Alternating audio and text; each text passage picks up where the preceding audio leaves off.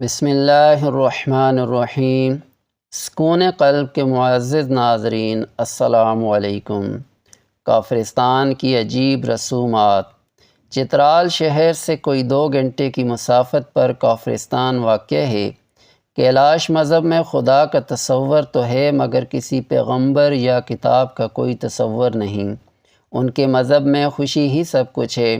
وہ کہتے ہیں جیسے کسی کی پیدائش خوشی کا موقع ہے، اسی طرح اس کا مرنا بھی خوشی کا موقع ہے۔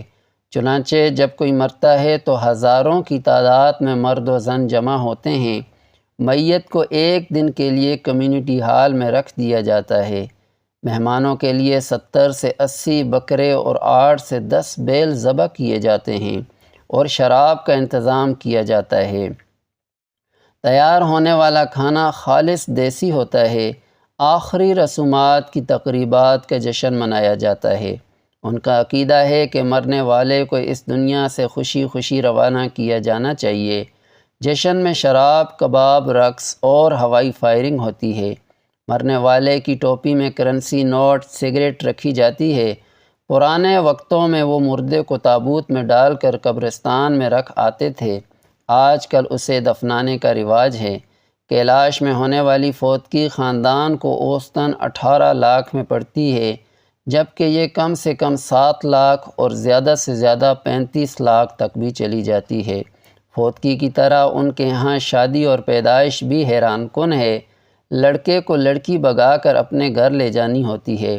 لڑکے کے والدین، لڑکی کے والدین اور گاؤں کے بڑوں کو اس کی خبر کرتے ہیں، جو لڑکے کے ہاں آ کر لڑکی سے تصدیق حاصل کرتے ہیں کہ اس کے ساتھ کوئی زبردستی نہیں کی گئی بلکہ وہ اپنی مرضی سے باغی ہے۔ یوں رشتہ ہو جاتا ہے۔ اس کے بعد دعوت کا اہتمام ہوتا ہے جس میں لڑکی والے بطور خاص شرکت کرتے ہیں۔ شادی کے چوتھے دن لڑکی کا ماموں آتا ہے جسے لڑکے والے 1 بیل اور 1 بندوق بطور تحفہ دیتے ہیں۔ اسی طرح دونوں خاندانوں کے مابین تحائف کے تبادلوں کا یہ سلسلہ کافی دن تک چلتا رہتا ہے۔ حیران کن بات یہ ہے کہ پیار ہونے پر شادی شدہ خاتون کو بھی بھگایا جا سکتا ہے۔ اگر وہ خاتون اپنی رضامندی سے باغی ہو تو اس کے سابقہ شوہر کو اعتراض کا کوئی حق نہیں۔ پہلا بچہ پیدا ہونے پر زبردست قسم کی دعوت کی جاتی ہے جس میں بکرے اور بیل ذبح ہوتے ہیں۔ یہ دعوت ہوتی لڑکی والوں کے ہاں ہے مگر اخراجات لڑکے والوں کو کرنے ہوتے ہیں۔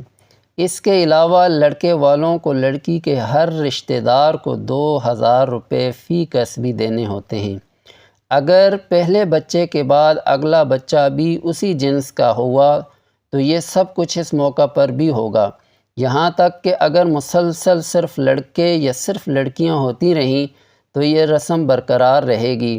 اس سے جان تب ہی چھوٹ سکتی ہے جب مخالف جنس کا بچہ پیدا ہو۔ اگر کیلاش لڑکے یا لڑکی کو کسی مسلمان سے پیار ہو جائے تو شادی کی واحد صورت یہی ہے کہ کیلاش کو اسلام قبول کرنا ہوگا، خواہ وہ لڑکا ہو یا لڑکی ہو۔ حالیہ عرصے میں شادی سے قطع نظر کیلاش لڑکیوں میں اسلام تیزی سے پھیل رہا ہے، جس سے مقامی لوگوں کے ساتھ ساتھ وہ یورپین NGOs بھی پریشان ہیں جو اس علاقے میں کام کر رہی ہیں۔